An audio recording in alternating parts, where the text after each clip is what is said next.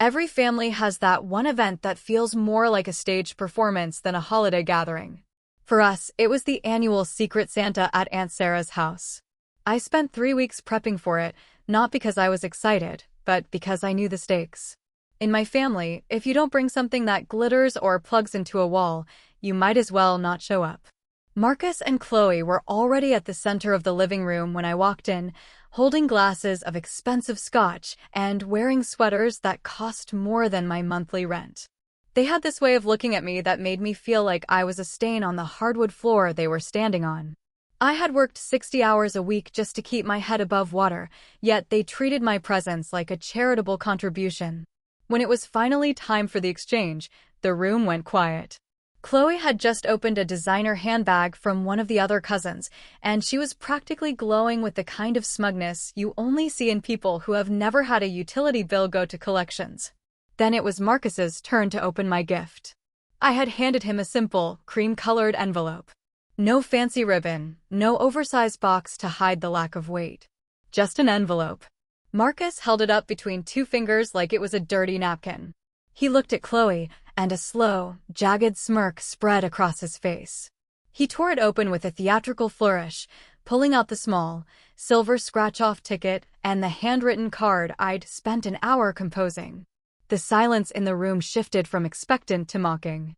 Marcus read the card out loud in a high-pitched, whiny voice, mocking my sincere wish for his success. Then he held up the ticket. He asked the room if anyone knew what this was, calling it homeless person currency. Chloe let out a sharp, jagged laugh that set my teeth on edge. She told the group that it was adorable how I thought a $2 piece of cardboard qualified as a gift among adults. Marcus didn't stop there. He started a mock auction, asking if anyone wanted to trade their actual gifts for my trash.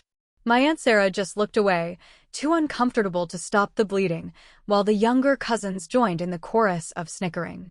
Marcus stood up, walked over to the large kitchen trash can, and made a show of dropping the envelope and the ticket right on top of the discarded turkey bones and greasy paper plates.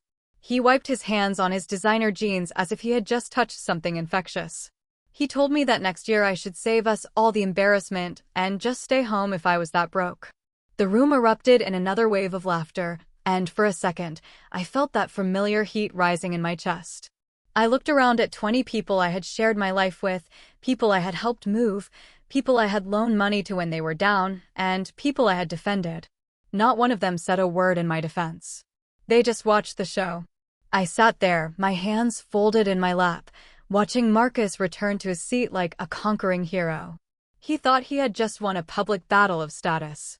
He thought he had successfully put the poor relation back in their place. He had no idea that I had spent the afternoon staring at a specific set of numbers on my laptop before I drove over. He didn't know that the ticket sitting under a pile of trash was the exact serial number I had tracked from the gas station on 5th Street. They were so busy laughing that they didn't notice the look on my face. I wasn't hurt. I was realizing that I just made the biggest mistake of my life, or the best one. The drive home was a blur of streetlights and cold air. My hands were steady on the steering wheel, but my mind was a chaotic mess of every insult Marcus and Chloe had ever hurled my way. It is a strange feeling when the people who share your blood treat you like a stranger who wandered into the wrong room. I walked into my apartment, the silence of the space feeling like a heavy blanket compared to the sharp, jagged laughter of my relatives. I sat down at my small kitchen table, still wearing my coat, and pulled out the second ticket from my wallet. Earlier that day, I had stood at the counter of that gas station on 5th Street, feeling a strange tug of intuition. I bought 2 tickets from the same roll, back to back. One was meant to be a small treat for myself, a tiny bit of hope to offset a year of grinding poverty. The other was the gift that Marcus had just treated like a piece of used tissue. I picked up a coin and started to scratch my ticket. The silver coating flaked away, revealing the numbers one by one. First a match, then another. It was a $500 winner. For someone in my position, $500 was a miracle. It was the difference between making rent and wondering which bill to skip. But as I stared at the winning sequence, my stomach did a slow, nauseating flip. I am the kind of person who memorizes details. It is a habit born from years of having to track every penny. I remembered the serial number on Marcus's ticket. It was the very next one in the sequence. I remember seeing the last 3 digits clearly as I tucked it into that cream envelope. My ticket ended in 472. His ended in 473. I sat there in the dim light of my kitchen, the $500 winner suddenly feeling like a lead weight in my hand. I thought about Marcus's face as he dropped that ticket into the trash. I thought about the grease and the turkey bones and the way he wiped his hands like I was a disease. The entitlement of it all was what really burned. He didn't even check it. He didn't even give me the respect of looking at the numbers before deciding it was worthless. He judged the value of the gesture based solely on his perception of my bank account. If a wealthy friend had given him that ticket, he would have scratched it with a smile. But because it came from me, it was trash. I leaned back in my chair, my heart starting to hammer against my ribs. There was a specific sequence of numbers that had been trending on the local news all evening, a jackpot that had gone unclaimed from a small batch of tickets sold in our district. I felt a cold sweat break out across my forehead. I didn't want to believe it. I didn't want to think that I had just handed a fortune to a man who despised me. With trembling fingers, I pulled out my phone. I checked the lottery app results for the series I bought. My heart stopped. The ticket Marcus threw in the trash wasn't a $5 winner. It was the $2.4 million jackpot. I stared at the glowing screen of my phone, the number 2.4 million burning into my retinas. My first instinct wasn't to run back. It was to sit perfectly still and wonder how I had ended up as the family doormat for so long. People think that entitlement happens overnight, but it's a slow erosion. It's a series of small thefts that you forgive because you're told that blood is thicker than water. I looked around my cramped apartment, at the worn carpet and the patched-up furniture, and I started doing the math. This was the internal audit I had been suppressing for half a decade. 3 years ago, Marcus came to me with a frantic look in his eyes and a story about a revolutionary startup. He needed $4,000 to secure a patent. I didn't have $4,000 just sitting around, so I took on double shifts at the warehouse for 6 months. I skipped meals. I wore the same pair of shoes until the soles split. I gave him that money in cash because he said he didn't want the paper trail to alert his competitors. 2 weeks later, I saw him on social media posting photos from a resort in Cabo. When I asked about the business, he laughed and told me the market had shifted and the money was gone. He didn't offer a refund. He didn't even offer an apology. He just expected me to absorb the loss because he was the visionary and I was just the laborer. Then there was Chloe. Last summer, she asked to borrow my laptop for a weekend because hers had crashed during a crucial project. It was the only expensive thing I owned, a high-end machine I used for freelance work to keep my lights on. A week went by, then when I finally cornered her at a family barbecue, she told me with a shrug that she had left it at a coffee shop and it had been stolen.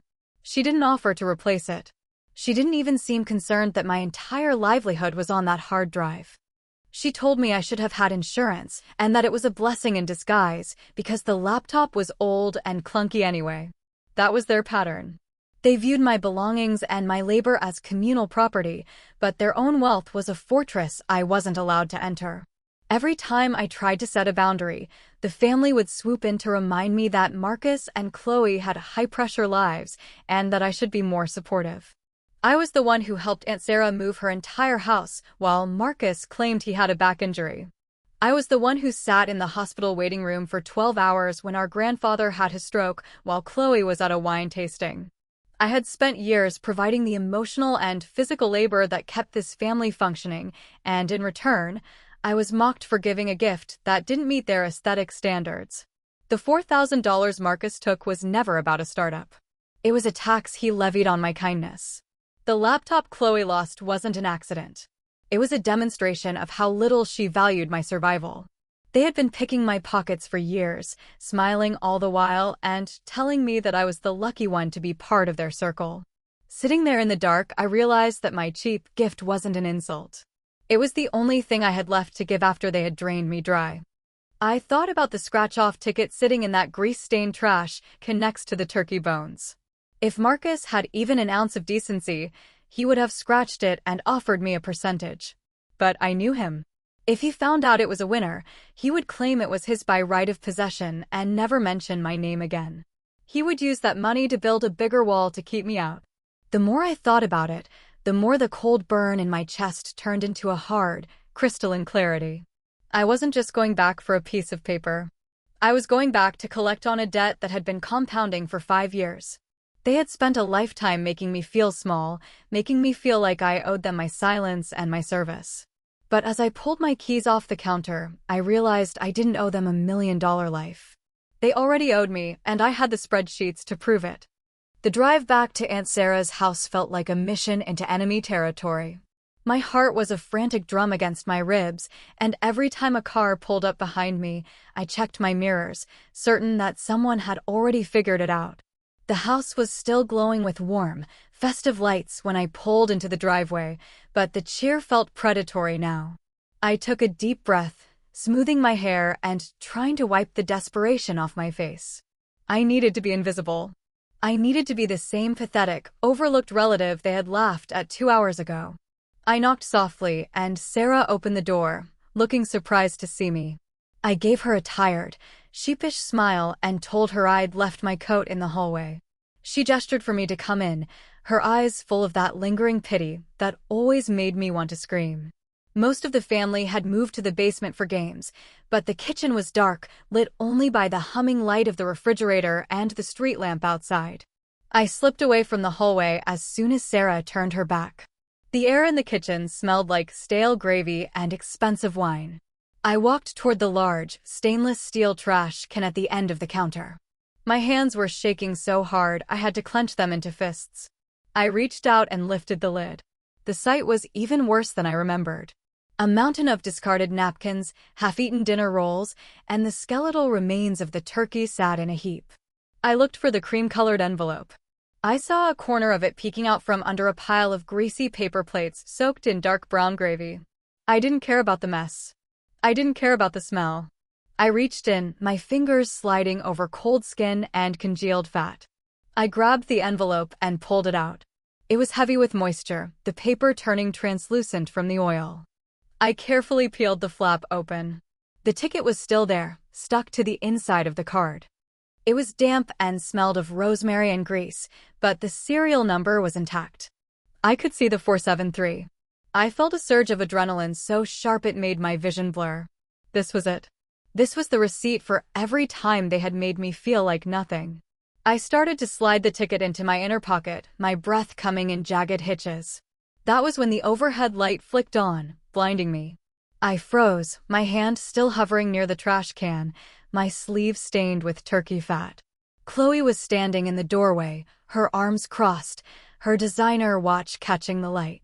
She looked at me with a mixture of amusement and profound revulsion. She didn't ask what I was doing. She didn't ask if I was okay. To her, the sight of me hovering over a garbage bin in the dark was perfectly in character for someone of my status. She let out a soft, mocking huff of air, the kind of sound you make when you see a stray dog rummaging through a dumpster. The silence stretched between us, heavy and toxic.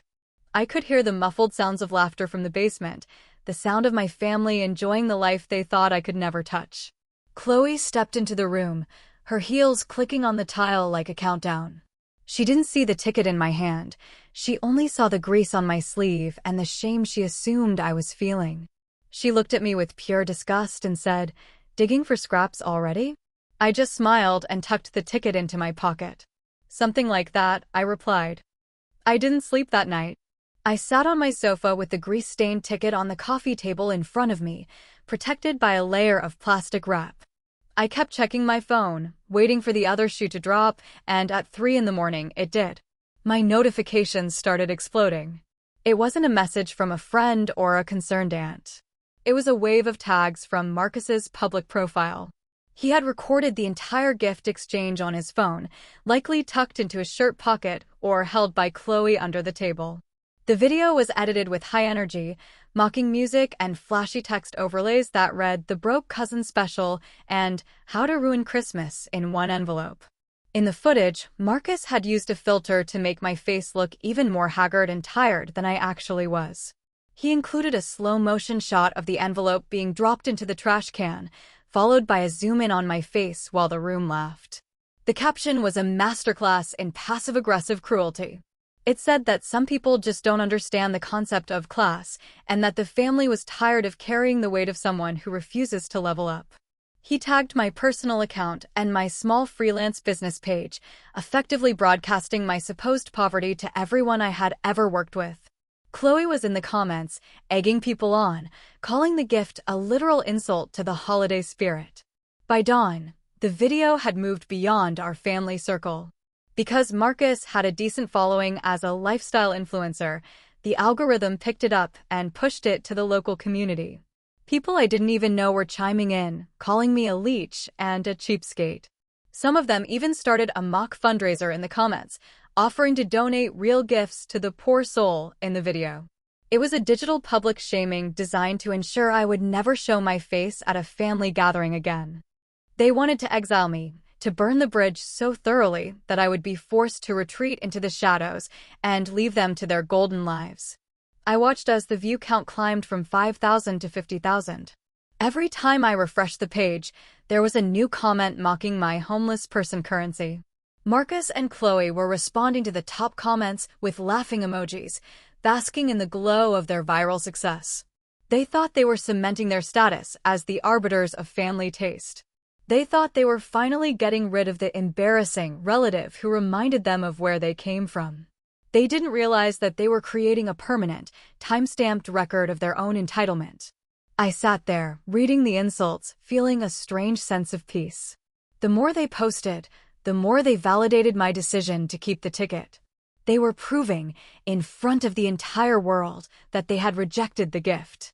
They were establishing, with every laugh and every tag, that they considered that piece of paper to be zero-value trash. I started taking screenshots. I saved the video.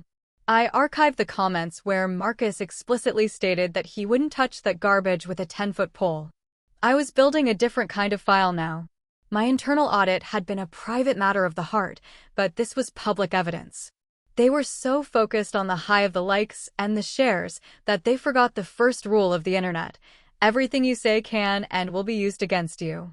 The local community group started sharing the video too, and for a few hours, I was the most hated person in town.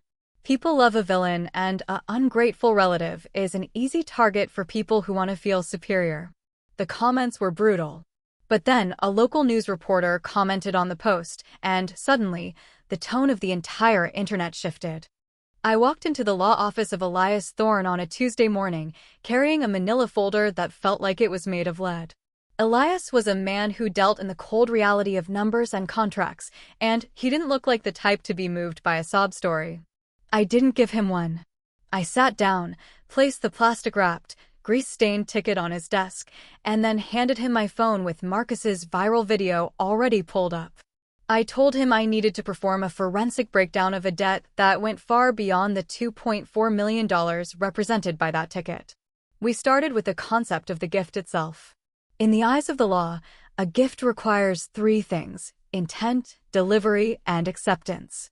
I had the intent, and I had clearly made the delivery. But as Elias watched the video of Marcus sneering at the envelope, the acceptance part of the equation began to crumble. We watched the frame where Marcus's fingers let go of the paper, letting it fall into a bin of literal refuse. We watched Chloe's comments where she referred to the ticket as worthless scrap.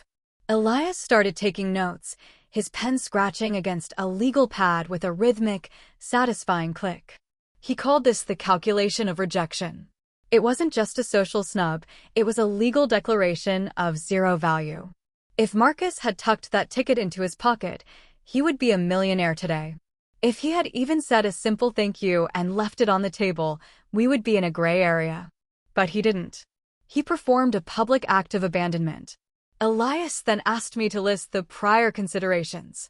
This was the second phase of my audit, the part where we accounted for the 5 years of theft I had endured. We wrote down the $4,000 for the phantom startup.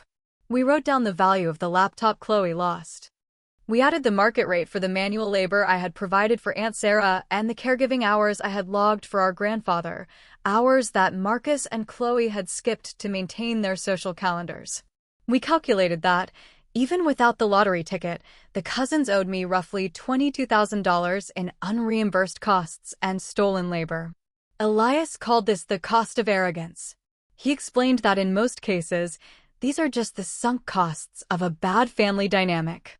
You usually can't sue your cousin for being a jerk or for forgetting to pay you back for a 5-year-old loan. But the video changed everything. It provided a window into their mindset. It showed that their rejection of my gift was predicated on their belief that I was still in their debt, that I was lesser than. We spent 3 hours drafting the gift rescission document. It was a beautiful, terrifying piece of legal prose. It stated that because the gift was publicly mocked, explicitly devalued, and physically abandoned into a waste receptacle, the transfer of ownership was never completed. The document didn't just claim the money, it outlined the history of Marcus and Chloe's financial abuse as the primary reason why no further grace would be extended. I felt a strange sense of weightlessness as I watched Elias type.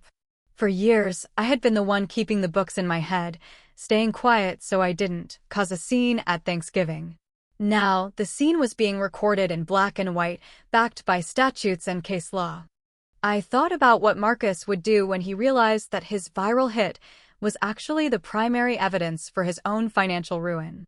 He had spent years thinking he was the one playing the game, while I was just a piece on the board. He didn't realize that the moment he threw that ticket away, he had forfeited his right to play. We calculated the interest on the stolen $4,000. We calculated the replacement cost of the laptop at current market value. We even factored in the emotional distress caused by the targeted harassment of the viral video. The total debt of honor was high, but the debt of law was absolute. Elias stopped typing and looked at me over his glasses. He asked if I was sure I wanted to go through with this, noting that once we filed the claim with the Lottery Commission and sent the rescission notice, there would be no going back to the way things were. I looked at the grease stain on my sleeve, a permanent reminder of the night I had to dig through trash to reclaim my own future. I told him that the way things were was a prison, and I was ready to burn the keys. I wasn't just taking the money. I was taking back every hour of my life they had stolen. I was taking back my dignity from the bottom of that trash can. My lawyer looked at the video of Marcus throwing the ticket away and smiled. In this state, a discarded gift is legally abandoned property. It's not theirs anymore. It's yours. The local news broadcast the winning numbers and the serial range of the jackpot ticket on a Friday evening. Within 30 seconds, the silence of my apartment was shattered by the sound of tires screeching in the parking lot below. I stood by the window and watched Marcus's silver sports car swing haphazardly into a guest spot. Chloe jumped out before the engine had even stopped, her face a mask of frantic, sweating panic. They had finally done the math. They had compared the numbers on their own viral video to the numbers on the screen, and the realization had hit them like a physical blow. I walked to my front door and checked the deadbolt. A moment later, the wood began to shake under the force of Marcus's fist. It wasn't a knock, it was an assault.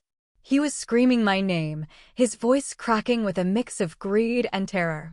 Chloe was wailing in the background, her voice a sharp, piercing siren that echoed through the hallway. I waited. I wanted them to feel the weight of the door between us, the same way they had spent years putting a wall of status between our lives. When I finally opened the door, Marcus practically fell into the entryway. He looked like he hadn't slept in 48 hours. His designer shirt was wrinkled, and his eyes were bloodshot. He didn't offer a greeting. He didn't apologize for the video. He just lunged toward me, his hand outstretched, demanding to know where it was. He kept repeating that I had tricked them, that it was all a big misunderstanding. Chloe pushed her way in behind him, her eyes darting around my small living room as if the ticket would be framed on the wall. She started crying, great theatrical sobs that lacked any real heat. She told me that they had only been joking in the video, that it was just content for their followers, and that they obviously loved the gift. She actually had the nerve to say that they had gone back to the trash can 5 minutes after I left to retrieve it, but it was already gone.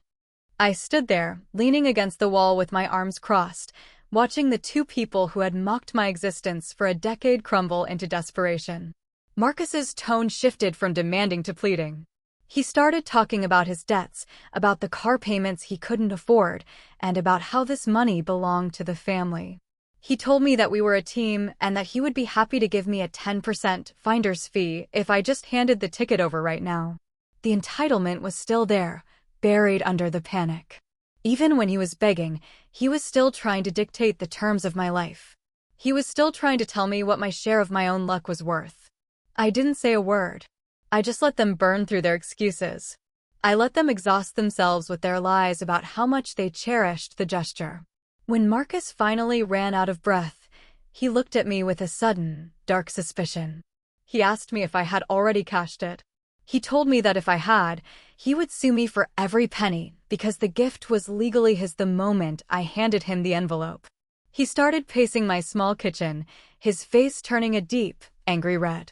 He called me a snake and a thief, saying I had waited for them to reject it just so I could swoop in.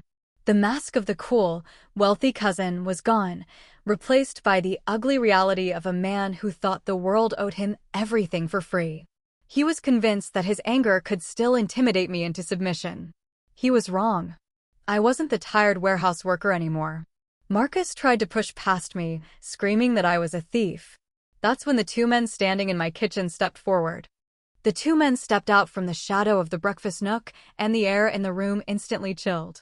Marcus froze mid-stride, his hand still raised as if to shove me aside. On the left stood Elias Thorne, looking every bit the high-priced architect of legal ruin I had hired him to be. On the right was a man twice Marcus's size, wearing a tactical vest with security emblazoned across the chest. The sight of them acted like a physical barrier, forcing Marcus to stumble back toward the door where Chloe was still shivering. Elias didn't raise his voice. He didn't need to. He simply opened a leather portfolio and pulled out a stack of documents that had been stamped and notarized an hour prior. He handed the first set to Marcus, who took them with trembling fingers. It was a formal cease and desist regarding the viral video, citing targeted harassment and defamation of character. But the second document was the one that made the blood drain from Marcus's face. It was a notice of debt and a formal demand for repayment. We had itemized everything from the last 5 years, starting with the $4,000 for the phantom startup, adjusted for inflation and a reasonable interest rate. We included the market value of the stolen laptop and a line-item invoice for the manual labor I had performed at their properties under the guise of family favors. Elias informed them that we were prepared to file a civil suit for the recovery of these assets immediately, using their own social media posts as evidence of their financial solvency and lifestyle. Marcus tried to rip the paper, but the security guard took a single step forward, and Marcus dropped his hands. Outside, the commotion had drawn the attention of my neighbors. In this apartment complex, people don't look away, they pull out their phones. I could see 3 different people on their balconies, their camera lights glowing in the dark, capturing the high-definition downfall of the 2 people who thought they were the stars of their own show. Chloe realized she was being filmed and lost the last of her composure. She began to shriek at the neighbors, calling them peasants and lowlives, which only made them lean closer to their railings. She turned back to me, her face contorted into something unrecognizable. The transition from lifestyle influencer to unhinged debtor was complete.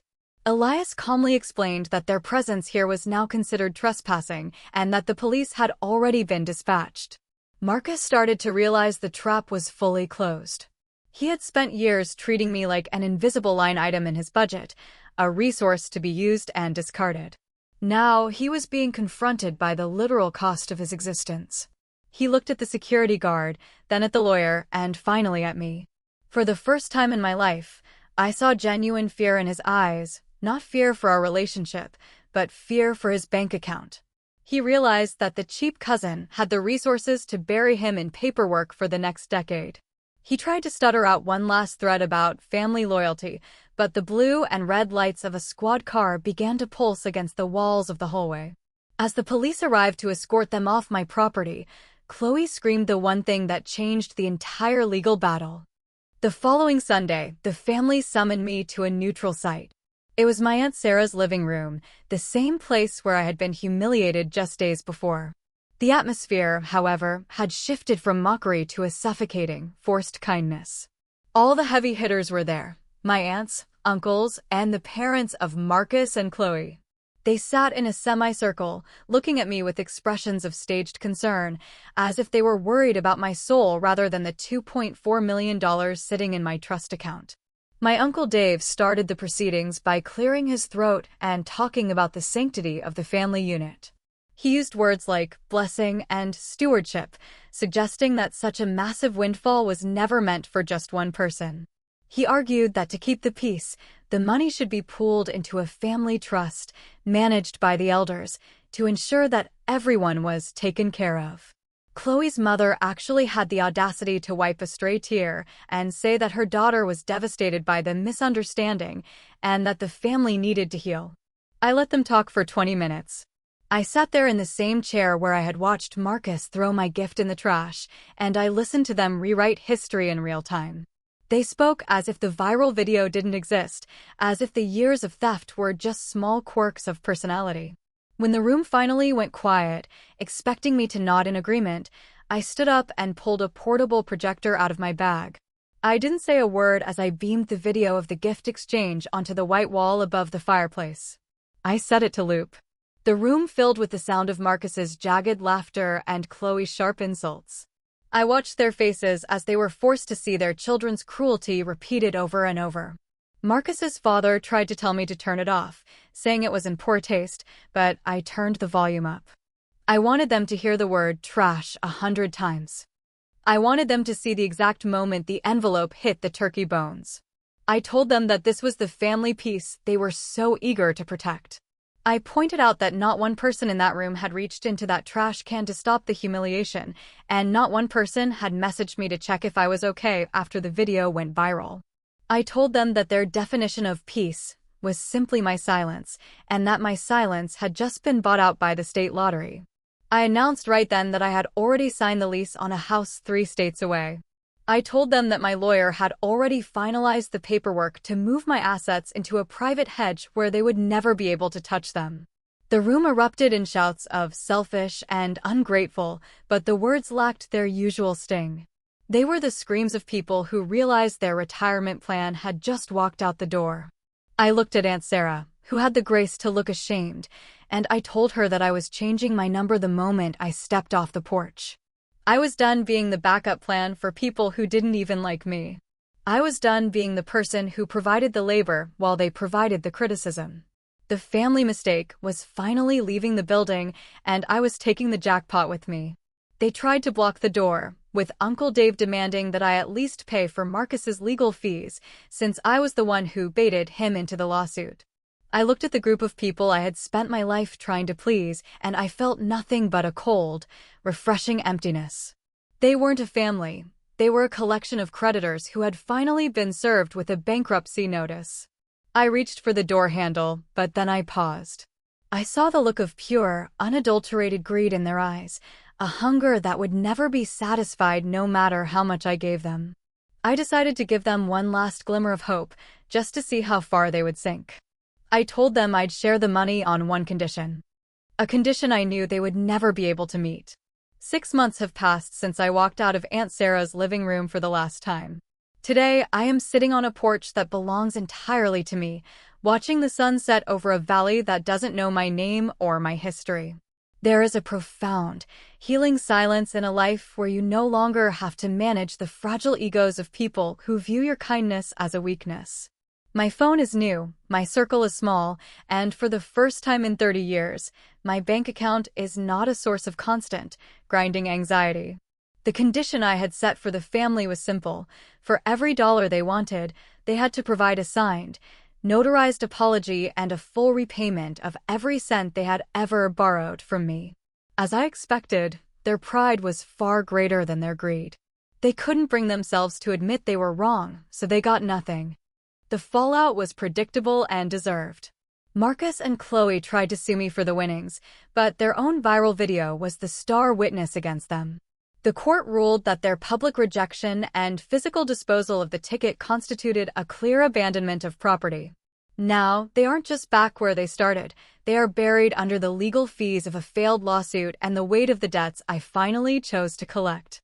I heard through a distant acquaintance that Marcus had to sell his sports car just to keep his apartment, and Chloe's influencer status vanished the moment the public saw the unedited footage of her screaming at my neighbors. I don't feel joy in their suffering, but I do feel a deep sense of justice. They spent years treating life like a game where only they were allowed to win, never realizing that the people they stepped on were the ones holding the ladder. I learned a lesson that cost me $22,000 and a decade of my life to understand. Gratitude is the only way to hold on to a blessing. If they had shown a shred of it that Christmas night, we would all be celebrating together.